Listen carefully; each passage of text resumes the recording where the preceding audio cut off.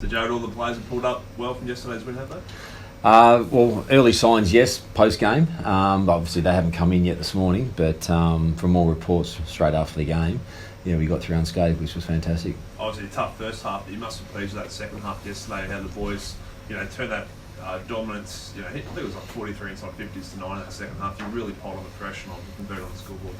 Yeah, look, you can't underestimate Gold Coast. They've been right in games, and we addressed that they've won, I think, 5 or 6 of their first quarter, so we knew we were going to be in for a tough challenge early, and I think what we've shown as a group is the resilience to stay in the contest, and the game's played over 4 quarters, and unfortunately for us, we got going in the second half and came away with a really good win. Any concerns about the dominance of the inside 50s in that third quarter, but not being able to put it on the scoreboard? Oh, tough conditions.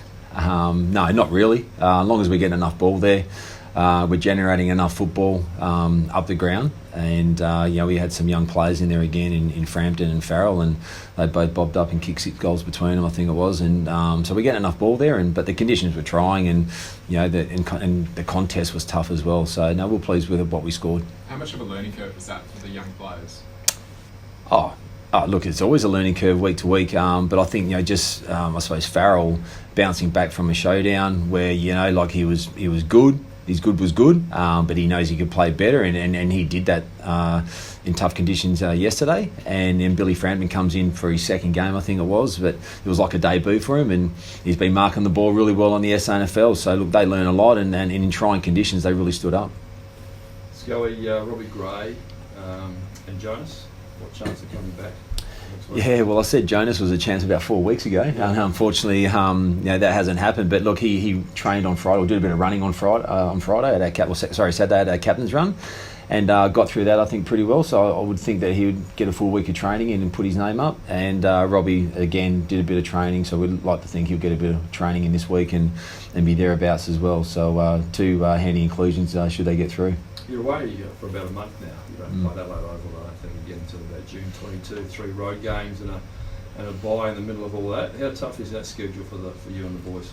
Look, you like to be at home, but I also think there's a real upside to travelling with your mates and travelling as staff. We talk about connection, and I think it's one of those things. As much as we're missing our families and want to be in the comfort zone of our own home and these surroundings, I think it's a real good opportunity to really connect at a real crucial time of the season, like the midpoint of the season, and we're playing teams that are around the mark of where we are right now, so I think it's going to be a great opportunity for us. So more positive for you guys, as you said, to connect this time of year? Yeah, right. Definitely. I think it's a real positive thing, because the more we can spend with each other at this time of the year, I think it's even better. So where's Charlie Dixon? What's his timetable? At this stage, he's tracking really well. We're probably thinking post our bye is when he'll return to play, but it's fantastic to see him up and about and moving really well. Realistically, where's the club at right now in terms of in the top 8 with some wins, but against the likes of Gold Coast and Carlton? How do you assess this part of the season? So we're underestimating Gold Coast and Carlton? Not really, but they're definitely expected wins.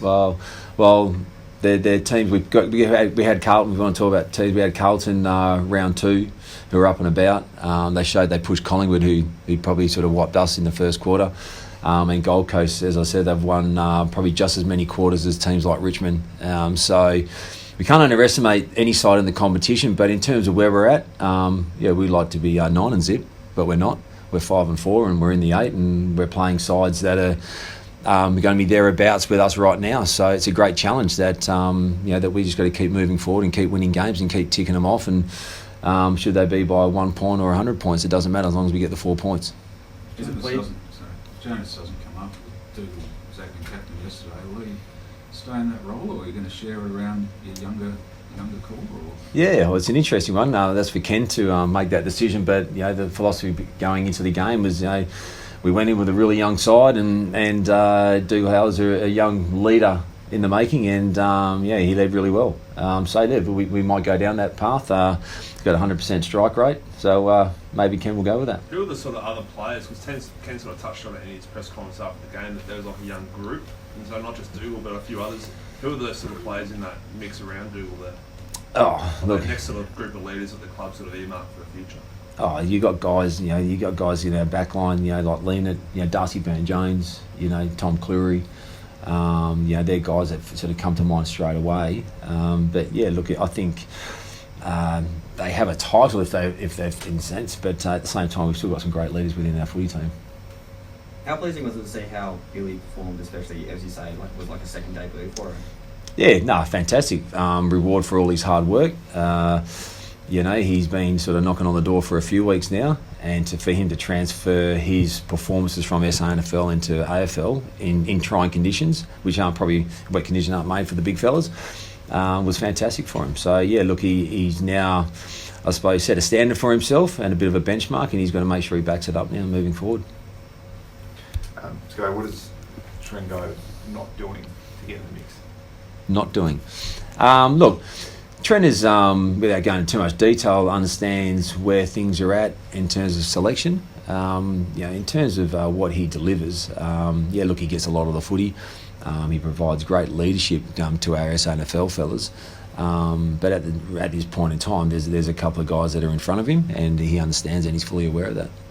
Joe, do you have any update on young Sam Hayes? Obviously, pretty unfortunate. He was due to come back from his ACL on the weekend, but he's got some glandular fever. Any sort of idea on timeline on how long he'll be out for? Yeah, I don't think it's too serious in terms of the scale of glandular fever. But look, he was a little bit off colour, been feeling the pinch a little bit. He's done a mountain of work to get himself back to playing conditions, and look, unfortunately, he had a minor setback. But look, speaking to him only just yesterday, is that hopefully 2 or 3 weeks recovery, or just sort of pull back on training, and he'll be back in playing. So he could be a post-buy or sort of return.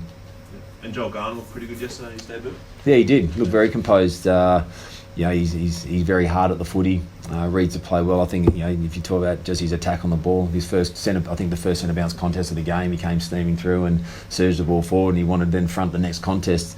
I think it's a credit to a young man that's worked hard at his game, and but I think the pleasing thing is he showed a lot of composure under pressure at critical times. On Tringo, you said want to push other players ahead of him to a certain degree. Is that a youth thing more so than anything? You want to push your younger players through, or? I wouldn't say it's a youth thing. It's probably what we're looking for at various stages, and so we want to make sure we get the mix right, and in terms of the type of player that's playing through the midfield. We know trainers can play other positions as well, but that's obviously stuff that we'll keep behind closed doors. But the player is fully aware of where he sits. He's okay with all that, obviously, because he's been getting so many stats, as you know. Well, you probably look at his performance and you probably think, well, he seems okay, and he is okay because he's still going out and performing, and that's a credit to the character of the person, and that's why we respect him so much for what he's doing and how he's going about, and he's a great example for our young fellas coming through.